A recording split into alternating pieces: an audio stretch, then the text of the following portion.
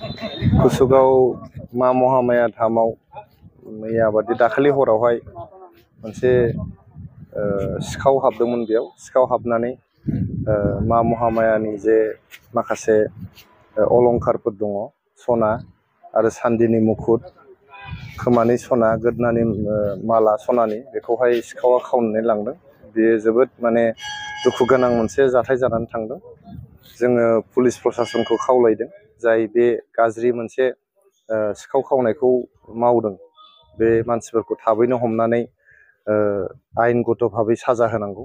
आरो जे जोंनि बे कुसुगाव मा महामाया धामनि जे अलंकारफोरखौ, सना आरो सान्दि, बिमा महामायानि जे सना, खोमानि सना, गोदनानि माला आरो खर'नि मुकुट, बे गाननायखौ जे लानानै थांदों, बेखौहाय थाबैनो रिकभार खालामनानै जोंनि मा महामाया धाम, कुसुगाव मा महामाया धामनि कमिटिनो बेखौ गथायनांगौ, जाहाथे बेखौ बिमा महामायानो गानहोफिननो हायो। आरो जोङो दिनैहाय बेहाय इउपिपिएल हान्जानिफ्राय जोंनि आइजो गांखंनि आफादगिरि, लोगोसे जोंनि इउपिपिएलनि मावथि फारिया लोगो बिथांमोन, कुसुगाव ब्लकनि आरो कुसुगाव TCLCCनि चेयारमेन बिथाङाबो बेयाव दंफैयो। जयैनो जोङो बेहाय नायदिंफैनानै कमिटिनो जों मा मदद होनो हायो, मा हेफाजाब होनो हायो, बेखौ जों सावरायलायफैदों। आरो जोंनि इउपिपिएल हान्जानिफ्राय आरो बिटिआर सरकारनिफ्राय जेसेबां हेफाजाब नांगौ बे मन्दिरनो, कुसुगाव मा महामाया धामनो जेसेबां हेफाजाब नांगौ, बे हेफाजाबखौ होनो थाखाय जोंनि बिटिआरनि चिफ सार प्रमद बर' सारा जोंखौ बेयाव दैथायहरदों। आरो बिथाङा मोनसे एसुरेन्स होदों, जेसेबां मदद आरो हेफाजाब बे मन्दिरनो नांगौ जौगाखांनायाव, बा जोंनि जे बाव भक्तफोर फैयो, बे भक्तफोरनि मोजांनि थाखाय मा बाव दाथाय बा इनफ्रास्ट्राकचार डेभेलपमेन्ट खालामनांगौ, बेखौहाय थाबैनो खालामगोन होननानै बिथाङा मोनसे एसुरेन्स होदों।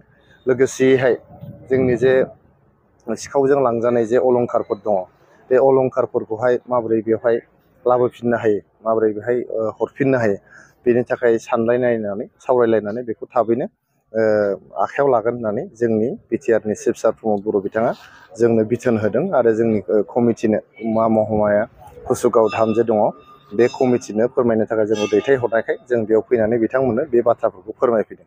बे मन्दिरावल' नङा, बे दाननि गेजेरावनो गंथामसो मन्दिराव बिदि सिखाव हाबनाय जाथाय जाबाय, नाथाय गसाइगाव पुलिस बिफाना दाबो जेबो सासेबो सिखावखौ हमनो हायाखै। बेनि सायाव मावनो बियो जोबोद लेहेमिया जादों।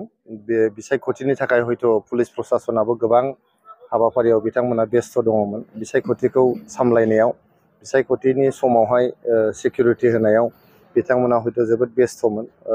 थोजासे पुलिसबो हयथ' गैजोबा, जायनि थाखायहाय बे सुजुगखौ लानानैनो सिखावफ्रा दिनै एक्टिभ जादों। आरो सिखावफ्रा बेबायदि मन्दिरफोराव जे बेबायदि सिखाव हाबाफारिखौ लाबाय थादों, खावनाय हाबाफारि बिथांमोना लाबाय थादों।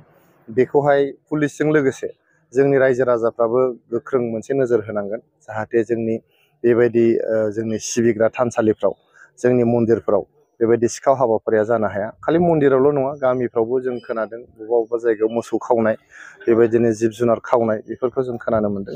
बेफोरखौ जोंनि गामिनि समाजाबो गोख्रोङै नोजोर होनांगोन। आरो जोंनि बेहाय मन्दिर सामलाय आफादफ्राबो बेखौ गोख्रोङै नोजोर होनांगोन।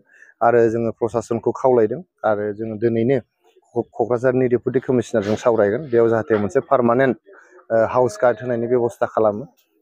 गैथ्राबाबो बेयाव हम गार्डफोर होनानै बे मन्दिरखौहाय सिकिउरिटि होनो थाखाय, बेखौ बेंनो थाखाय मोनसे बेब'स्था खालामो। बेनि थाखाय जोङो दिनैहाय जोंनि सिभिल एडमिनिस्ट्रेसन आरो पुलिस एडमिनिस्ट्रेसनजोंबो जों सावरायगोन।